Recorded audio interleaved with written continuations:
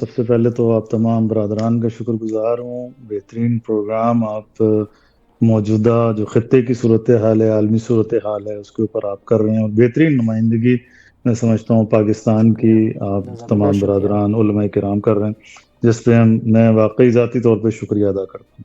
سلامت. دیکھیں، پاکستان جو اس مذاکرات کا میزبان ہے، میں سمجھتا ہوں کہ اس نازک ترین صورتحال میں جی کہ جب ظاہر ہے کہ اس خطے کے اندر آگ بھڑک رہی ہے، اور ایران کے اوپر امریکہ اور صہیونی ریاست کی طرف سے، ناجائز ریاست کی طرف سے مسلسل جاری جو ہے وہ ہو رہی ہے. ہمارے رہبر کو شہید کر دیا گیا اس وقت میں کہ جب مسلم ممالک بھی امریکہ کے الائی ہونے کی بنیاد پر شاید ایران سے جنگ کے میدان میں آنے کے لیے تیار بھی ہو سکتے ہیں.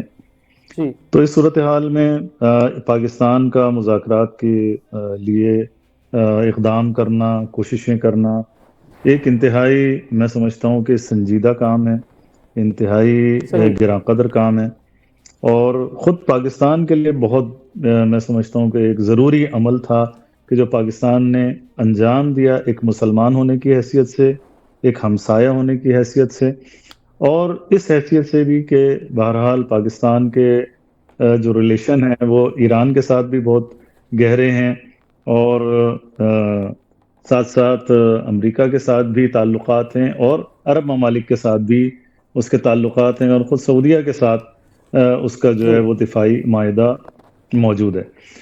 تو اس وقت میں، ان حالات میں اور اس صورتحال کے اندر پاکستان کا اس طرح کا مذاکراتی عمل کو انجام دینا، یہ میں سمجھتا ہوں پاکستان کے لیے بھی ضروری تھا، اور خطے کی جو صورتحال ہے اس کے لیے بھی ضروری تھا، اور اس کو بہت خوبصورت انداز سے پاکستان نے نبھایا ہے.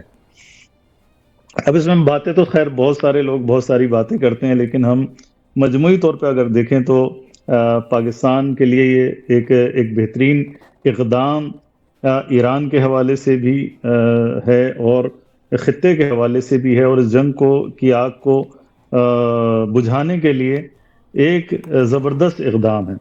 اور خود پاکستان جو ایک ظاہر ایک مشکل دوراہے کے اوپر لا کے کھڑا کر دیا اس تمام صورتحال نے، اس جی میں بھی پاکستان میں سمجھتا ہوں کہ اب تک جو تحمل کا مظاہرہ کرتا چلا آیا، اور بار بار اس کو جو ہے وہ کہا جا رہا تھا کہ وہ اس جنگ کے اندر کودے، مختلف دباؤ کا شکار تھا پاکستان.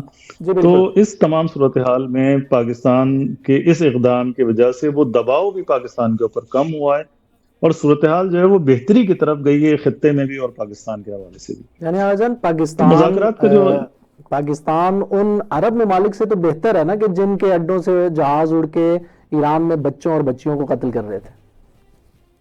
جی بالکل بالکل، کیوں نہیں، میں تو یہی عرض کر رہا ہوں کہ پاکستان کی جو بہترین حکمت عملی رہی وہ اس کا صبر اور تحمل اور برداشت ہے کہ اس نے تمام تر دباؤ کے باوجود یہ جنگ میں نہیں آیا، جی اور پاکستان کی ریاست اور اس کے جو ریاستی ادارے ہیں اور اس کی جو حکومت ہے اچھی طرح سے اس بات کا ادراک کرتی ہے کہ پاکستان اس بات کا متحمل نہیں ہے کہ وہ اس جنگ کے اندر کودے.